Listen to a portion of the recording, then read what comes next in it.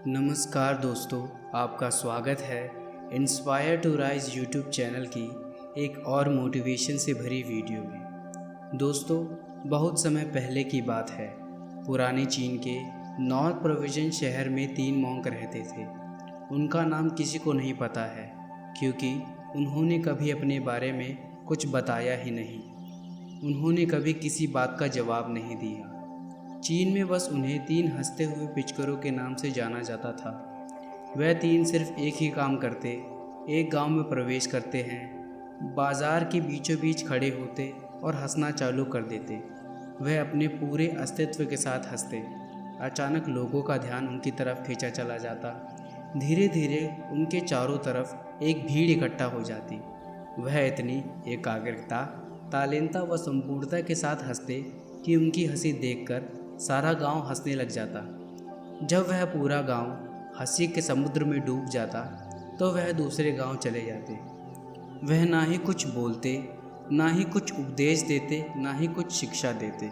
वह जहां भी जाते अपनी हंसी से ऐसा माहौल बना देते कि लोग अपने दुख दर्द भूलकर बस हंसने लग जाते थे।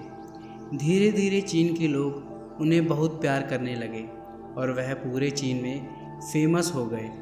3 लाफिंग मॉन्क के नाम से चीन के लोग उन्हें बहुत प्यार करते हैं, उनका सम्मान करते हैं। इससे पहले और इसके बाद भी किसी ने इस तरह से प्रचार नहीं किया कि जीवन में केवल एक हंसी होनी चाहिए और कुछ नहीं। वे विशेष रूप से किसी पर नहीं हंसते थे, वह बस समझते थे।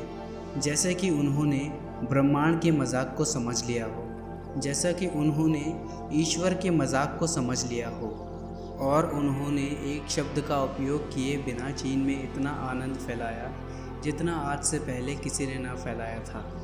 लोग उनका नाम पूछते लेकिन वह बस हंसते, तो यह उनका नाम बन गया। 3 हंसते हुए भिक्षु, 3 लाफिंग मॉन्क चीन में घूम घूम कर लोगों को हंसाते हुए समय के साथ तीनों बूढ़े हो गए। और एक रात जब वह एक गांव में ठहरे हुए थे, उन तीनों में से एक भिक्षु की मौत हो गई। पूरा गांव इस बात से सहम गया। पूरा गांव बहुत ज़्यादा उम्मीद कर रहा था क्योंकि उन्हें लगता था कि जब उनमें से एक की मृत्यु हो गई है तो बाकी 2 ज़रूर रोएंगे। यह देखने लायक होगा क्योंकि किसी ने कभी उन्हें रोते हुए नहीं देखा था। जब सुबह हुई तो पूरा गांव इकट्ठा हुआ, लेकिन दोनों भिक्षु तीसरे की लाश के पास खड़े होकर ज़ोर ज़ोर से हंस रहे थे। ऐसी हंसी जैसी उन्होंने आज से पहले कभी नहीं देखी थी। गांव के कुछ बूढ़े बुजुर्ग ने उन्हें समझाने की कोशिश की कि यह आपका साथी था और इसकी मौत पर आपको हंसना नहीं चाहिए।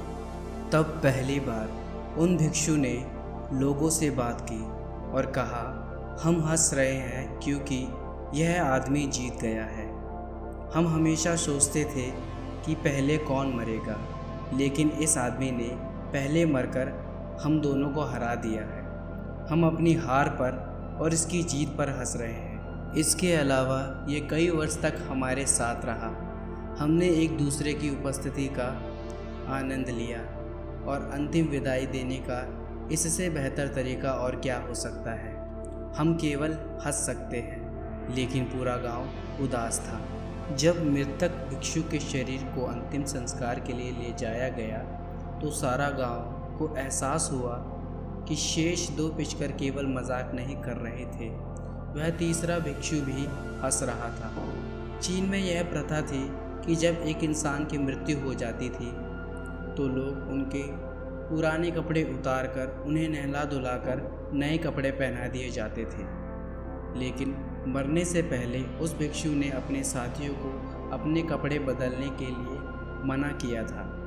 तीसरे पिचकर ने कहा था, मुझे शरण मत करवाना क्योंकि मैं कभी अशुद्ध हुआ ही नहीं। मेरे जीवन में इतनी हंसी आई कि कोई अशुद्धता जमा ही नहीं हो सकती थी। मैंने कोई धूल जुमा नहीं की है।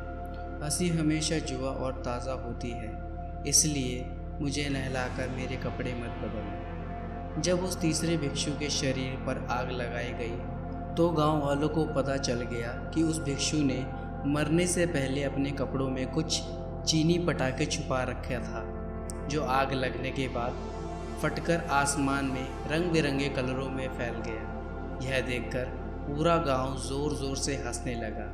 तो इस तरह उस तीसरे मॉन्क ने मरने के बाद भी सारे गांव वालों को हंसा गए। यह देखकर शेष दोनों पिचकरों ने कहा, चालाक आदमी, तुम मर चुके हो, लेकिन तुमने एक बार फिर हमें हरा दिया।